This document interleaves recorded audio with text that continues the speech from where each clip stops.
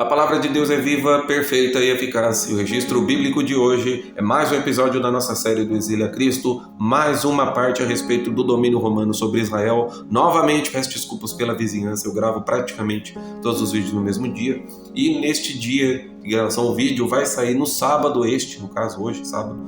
O vídeo de ontem também foi gravado no mesmo dia, enfim. Então, continuando, sem perder tempo, nós falamos aqui um pouquinho do contexto do Império Romano. Pompeu em 63 a.C., até Herodes o Grande em 37 a.C., ele governou até 4 a.C., mais ou menos, 7 depois de Cristo, perdão. Então, Pompeu, 63 a.C., ainda com Asmoneus no poder, Hircano II, Aristóbulo II, aí nós temos também Antígono Matatias II, que ele governou, foi executado, Herodes assume o poder, e agora nós vamos falar um pouco do contexto socioeconômico.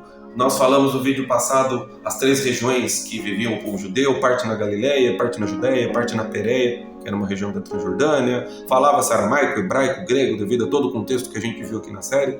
E a perda da independência não fez tanta diferença, o poder do sumo sacerdote e dos fariseus continuou muito grande, né, os saduceus. E agora a gente vai tratar aqui dos sacerdotes, como era o templo, o sinédrio, a instituição, era um órgão do governo. Tá? No caso do governo ali, a sociedade judaica vivendo sob o guarda-chuva romano, tá? E eram subdivididos em 24 ordens ou classes, tá lá em Lucas capítulo 1, verso do 5 ao 8, como eu falei, menções ao evangelho, sim, eu vou fazer todas para a gente linkar as passagens que daqui em diante, depois dessa série, voltarei no futuro a falar. Eu vou mesclar, vídeos da série a respeito das religiões cristãs com parábolas, com passagens do Antigo e do Novo Testamento. Essa série, junto com a série da divisão das tribos, a divisão do reino, veio praticamente para dar contexto a muito do que a gente vê no Novo Testamento, as cartas de Paulo. Então, a Bíblia ela é unida, mas ela precisa de contexto. E isso, infelizmente, a gente não enxerga. Tá? O contexto geográfico, político, a gente está começando a entender e ficar mais claro. E era investido de funções jurídicas, o sinédrio. Tá? E os sacerdotes do templo tinham essas classes que eu mencionei em Lucas, ainda ligados a um culto, como os porteiros, e tinha os levitas também, tá? E eles eram os porteiros e os cantores, quem ajudava ali na administração mais externa, não tanto dentro do templo, tá? À exceção da classe sacerdotal em Jerusalém, de alguns grandes proprietários de terra, a maior parte do povo vivia em condições econômicas bastante modestas. Você vê muito Pedro, os pescadores, inclusive profissões como os que curtiam couro, os que curtiam lã, os pescadores eram impuros, tá? E a maior parte desses habitantes era desprezada pelas classes dirigentes e tratados como o povo da terra. Você vê em João capítulo 7, verso 49, e eles se dedicavam à agricultura, à pecuária, eram assalariados e trabalhavam junto com pequenos artesãos. Você vê isso no caso de Cristo, tá? Que ele era, junto com o pai, o José, era carpinteiro, segundo referências bíblicas, mas tem referências históricas que falam que ele também era pedreiro, né? A ideia é o seguinte: nessa época, se você saber mexer com madeira, automaticamente você mexia com pedra. Muitas das ferramentas não tinham ferro, então você tinha que usar pedra, então você também mexia com pedra, tá? E tinha outros que também faziam comércio e as vendas. A agricultura e a pecuária eram mais comuns ao norte, tá? A piscicultura também, no caso a pesca, onde praticava também a pesca, como eu acabei de falar, eu antecipei a leitura, no Lago da Galileia, né, no Vale do Jordão. Enquanto a Judéia, mais árida, não favorecia nada disso. Era uma economia muito mais de subsistência e profissões impuras, né, no norte, ou seja, a parte de agropecuária, pecuária por causa do Lago da Galileia, toda a geografia de lá ajudava, e a questão do comércio era mais ao sul, tá? E essas profissões eram inconciliáveis com a observância das normas ritualísticas, e você já vê aqui mais explicações a respeito dessa briga do ministério de Jesus com os fariseus e saduceus. Ou seja, eu tenho que trabalhar, eu tenho que sustentar minha casa, mas a minha profissão é considerada impura, tá? Os pastores, que outrora Davi era pastor, é uma profissão que era considerada impura e pecaminosa. E os cobradores de impostos, os famosos publicanos, Zaqueu, Mateus, enfim. No Novo Testamento esses paradigmas são estruturalmente abalados. Cobradores de impostos, pecadores, tornam-se seguidores de Jesus. Pedro hospeda-se sem dificuldade junto ao proprietário de um curtume. Está lá em Atos dos Apóstolos, capítulo 9, verso 43. É uma passagem que Deus desce um lençol com vários alimentos impuros 3 vezes até Pedro entender que o que ele purifica não está mais impuro, que Deus purifica, né?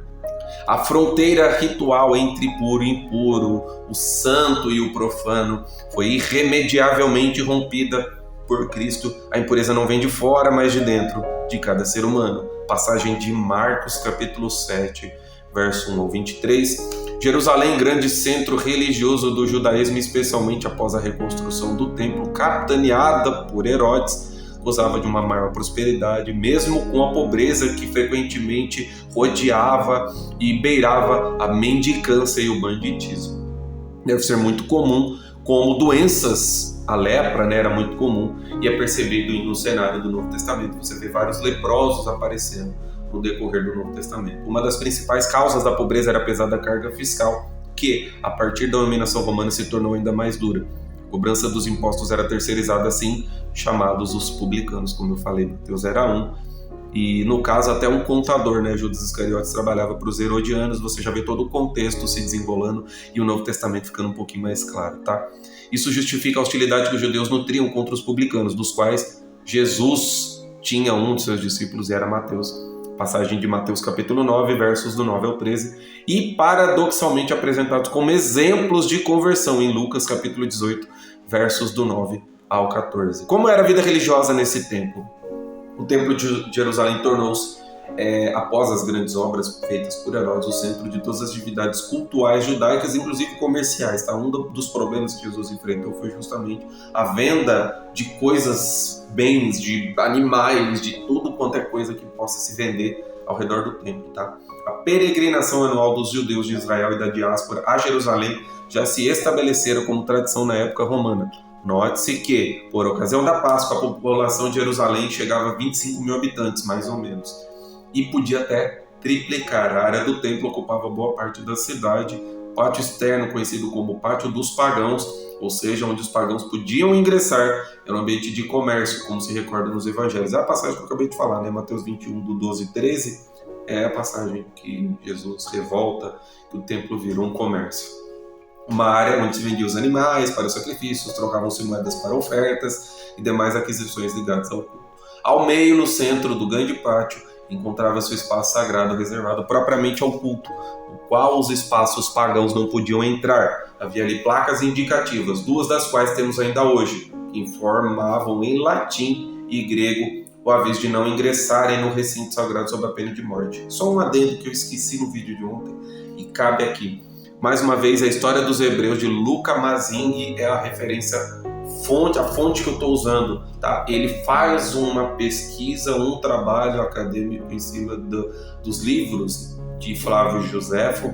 Ele faz uma compilação, uma organização. Comecei a sair nos 3, 4 últimos vídeos, eu estou usando, porque o livro do Flávio Joséfo ele dá muitas minúcias, são quase 2.000 páginas. E como a série está no desenrolar muito rápido, caminhando para o fim, isso aqui é só um start, um começo. Eu preferi usar esse livro, um compilado, para a gente criar um contexto inicial, nada aprofundado, nada de doutorado, mestrado, enfim, é só para nós mesmos, nós e vocês, a gente aprender junto, entender um pouquinho das mensagens de Cristo, clarear um pouco do que fez o Evangelho se tornar o que é hoje.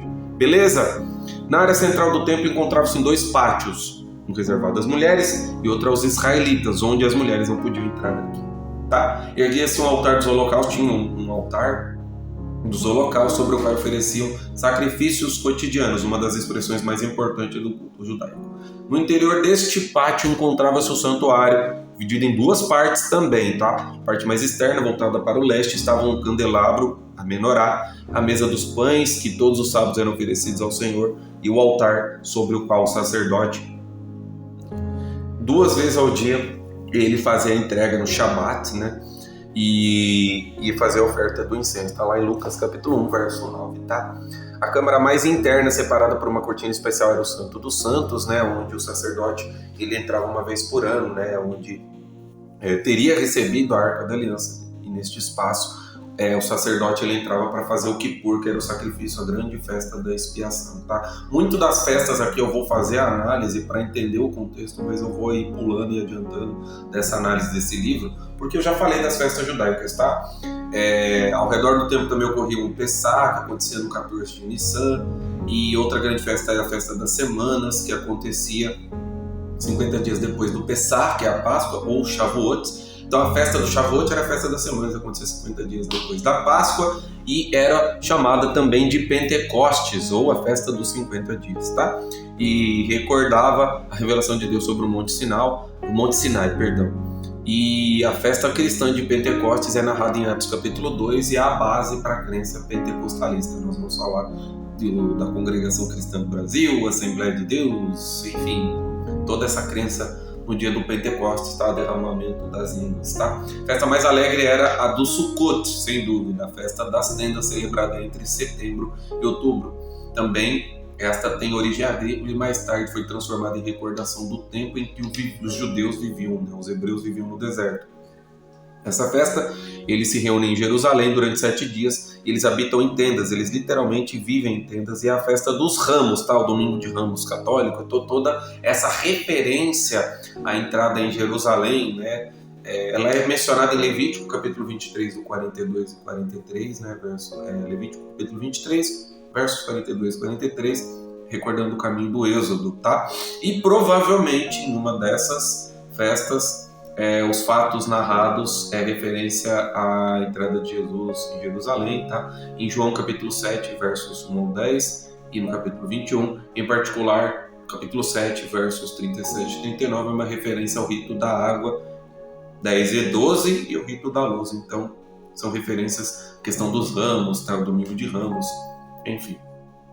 Outras duas festas importantes, mas de origem mais recente, celebradas por volta do início de setembro, a festa do Rosh Hashanah, que é o Ano Novo, como recordação da criação do mundo, o grande dia do Kippur, que é a festa da expiação, que é o dia de jejum e oração, capítulo 16 de Levítico.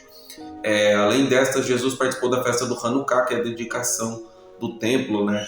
Aconteceu o milagre do Hanukkah lá na revolta dos Macabeus, né? Capítulo 10 de João 22, durante o mês de dezembro. É o tempo da rededicação do templo, quando o Antíoco IV profanou e Judas Macabeu, com a revolta, conseguiu rededicar. Tá? Por fim, é bastante sabido que, com base no calendário judaico, esta observância do sábado, um dia de repouso absoluto, regulado nos mínimos detalhes pelos preceitos deles. Tá? Por isso, as acusações de Jesus, em Marcos capítulo 2, verso 27, são diretas contra o risco de reduzir o sábado ao mero legalismo, mas não tanto o sábado, o Shabat em si. Basicamente, a gente passou um pouquinho pelo calendário judaico para entender um pouco do contexto social, político, religioso e fazendo referências, tá? Novamente, avisei no vídeo passado, estou avisando nesse, eu não vou falar dos evangelhos, não vou falar do evangelho de Mateus, do evangelho de Marcos, não vou falar do evangelho de João, não vou falar do evangelho de Lucas. Só fazendo as menções, o intuito aqui é criar o contexto geográfico, político e espiritual para que as passagens analisadas a partir desta série, entendimento de dogma religioso, de regras religiosas, né? Já temos vídeos a respeito do samaritanismo, do judaísmo, as festas judaicas, fiquem um pouco mais fácil, porque é muito complicado entender esse contexto, falta esse ponto, tá? Infelizmente a Bíblia do Novo Testamento, o Novo Testamento em si, ele não tem esse ponto, e a gente está aqui dentro desse contexto, aqui aprendendo junto, tá? As sinagogas começam a se difundir ainda mais fora de Jerusalém, elas se tornam o coração da vida judaica na comunidade, principalmente da diáspora, tá? Nas sinagogas acontecia a oração cotidiana, a leitura dos livros, né, sagrados, a leitura, o ensinamento, o estudo da escritura, e o centro do serviço litúrgico da sinagoga, da vida religiosa de todo judeu piedoso, era a leitura da Sagrada Escritura. Liam-se em geral 2 trechos bíblicos, um da Torá, o Pentateuco, que ao longo do ano era lido em ordem e por inteiro, e outro era um dos textos dos profetas, tá? Então era assim o culto, né? Essa cultuar dos judeus dentro da sinagoga. Entendendo um pouquinho como era a religião judaica nos tempos de Jesus. A partir do momento em que o hebraico deixou de ser a língua falada, foram acrescentadas paráfrases aramaicas ao texto bíblico, e assim chamados de Targumim, plural de Targum, palavra aramaica que significa tradução. Alguns Targumim estão ainda à nossa disposição e nos permitem conhecer o modo no qual a Bíblia é interpretada nos tempos de Cristo, tá? Além da Sagrada Escritura, tinha a prática da oração pessoal e observância de vários preceitos relacionados à pureza do ritual, comportamento moral, costumes alimentares, e tudo isso regulava a vida cotidiana do tempo de Jesus, no tempo do Novo Testamento, tá? Essa vida de oração, este modo de ser religioso, geral, falando geral, tá? Bastante profundo e sincero, permitiu a sobrevivência do judaísmo mesmo depois das grandes catástrofes nacionais que se seguiram às duas revoltas contra Roma. Isso aqui já querendo um contexto pré-revoltas romanas, tá? E vamos lá, fechando, chegando no final do vídeo, vamos falar dos sucessores do Herodes o Grande, a administração romana. Vamos falar da Judéia até 41 depois de Cristo, tá? A gente vai chegar em Pôncio Pilatos, a ideia, tá, é chegar em Pôncio Pilatos, falar de Pôncio Pilatos, que ele governou de 26 a 36 depois de Cristo, tá? E a ideia é parar e a gente falar da Judéia de 41 a 66 depois de Cristo, as revoltas no próximo vídeo, tá? Esse final de semana ele vai ser dedicado basicamente a falar do domínio romano. É um domínio complexo, é um domínio... Eu fiz questão de deixar essa parte da série exclusivamente para Roma, porque daí surgiu o cristianismo, o catolicismo apostólico romano, religiões surgiram a partir desse domínio romano. E após a morte de Herodes, a Judéia se transformou em um ambiente ainda mais desordenado e o povo não aceitava de jeito nenhum o filho de Herodes como rei. Tá? Uma delegação judaica apelou a Augusto negociando a submissão a Roma em troca da autonomia interna. Mas o imperador basicamente confirmou o testamento de Herodes, que dividiu o reino entre seus filhos. Arquelau, como eu falei lá atrás, foi confiado a Judéia, Samaria e a Idumeia. Filipe coube a região nordeste do lago de Tiberíades, e o terceiro filho, Herodes Antipas, tornou-se tetrarca da Galileia e da Pérea, tá? Depois da decisão de Augusto, Arquelau assumiu o poder na Judéia, mesmo que não com o título de rei, mas com o título inferior, o de etnarca, tá? Então temos aqui, vamos lá, organizar isso aí. Herodes Antipas era o tetrarca, é o governador mais alto, né? Como se fosse o rei, abaixo do governo romano. Ele era como se fosse o governador do Egito lá, José. Era, no caso, aqui o Herodes Antipas, e o Arquelau era um governador do povo, era um procurador, um primeiro-ministro, enfim, tá? E seu caráter, no caso Arquelau, era despótico e cruel, e se emparelhava muito com seu pai, tá? Ele era o rei da Judéia no lugar do pai, e José, o pai de Jesus, teve muito medo. Em Mateus capítulo 2, 22, ele fica com medo justamente dessa postura do Arquelau. Contudo, as queixas a respeito de Arquelau foram tão graves que Augusto foi obrigado a chamá-lo a Roma em 6 depois de Cristo e teve de exilá-lo. Foi aqui que acabou o rápido governo de Arquelau. Ele era muito cruel, tá? Assim, a Judéia tornou-se província romana da Síria, sob a administração direta de um governo militar romano, com o título de praefectus, tá? Traduzindo, seria um procurador ou um prefeito, tá? Então aí você vê o nome, o que significa prefeito. Com sede em Cesareia Marítima, conforme eu falei lá mais no início, tá? Ao sumo sacerdote, mais no início do vídeo passado, tá? Perdão. Ao sumo sacerdote é confiado o poder religioso e o poder civil, bastante diminuto, tá? Então ele era o sumo sacerdote, o poder religioso era dele, mas um poder civil muito, muito pequeno. E os governadores romanos sempre evidenciaram o peso de sua ocupação, preocupados sobretudo com a ordem pública e com o recebimento dos impostos. A isso se somava a grande dificuldade romana de compreender as tradições religiosas e a mentalidade judaica. E qualquer tipo desse governo era um sacrilégio para eles, como qualquer disposição administrativa, mesmo as mais simples, como um recenseamento, o uso de moedas com a efígie do imperador, os triunfos e as recepções oferecidas aos vários procuradores e, sobretudo, ao culto ao imperador. Tudo isso era um problema, tá? Porque era um embate total com as leis, com a Torá, tá? Por todos esses motivos, a partir de 6 depois de Cristo, a Judéia viverá quase em constante situação de rebelião e desordem, enquanto o sentimento anti-romano cresce cada dia mais. Dos vários governadores romanos, falaremos agora de Pôncio Pilatos. Ele governou de 26 a 36 depois de Cristo, e uma lápide encontrada em Cesareia, que é conservada no Museu de Israel, atesta a sua existência, tá? E estava escrito Pontius Pilatus Praefectus e Vidaia, ou seja, Pôncio Pilatos, prefeito ou governador da Judéia, tá? Filão de Alexandria, que foi contemporâneo, ele descreve o Pôncio Pilatos como violento, venal e brutal. Ele é autor de vários homicídios, sem processos e crueldades abomináveis, tá? Isso mostra ainda mais como não faz sentido a gente pensar que Pôncio Pilatos ele era piedoso. Ele simplesmente não quis se meter. Quando ele lava as mãos, ele entrega Jesus para os judeus e ele não quis se meter, mas ele era autor de vários assassinatos e indifere a sensibilidade religiosa que a gente acredita, né? Ao menos em 2 ocasiões. Verdadeiros massacres foram dados com sua autoria. Em Lucas capítulo 3, verso 1, tem menções a ele, tá? Duro e piedoso, Pôncio Pilatos certamente não é um burocrata fraco, amedrontado, inclinado à compreensão, que talvez a gente pense que ele tenha, que é visto nos evangelhos, tá? A morte de um galileu desconhecido, como o caso de Jesus de Nazaré, para ele era uma questão de pouca importância. Talvez apenas uma pequena peça a ser movida no jogo dos relacionamentos com as autoridades judaicas. Assim, é mais fácil compreender a polêmica entre Pilatos e o Sinédrio, em João capítulo 19, versos 19 a 22.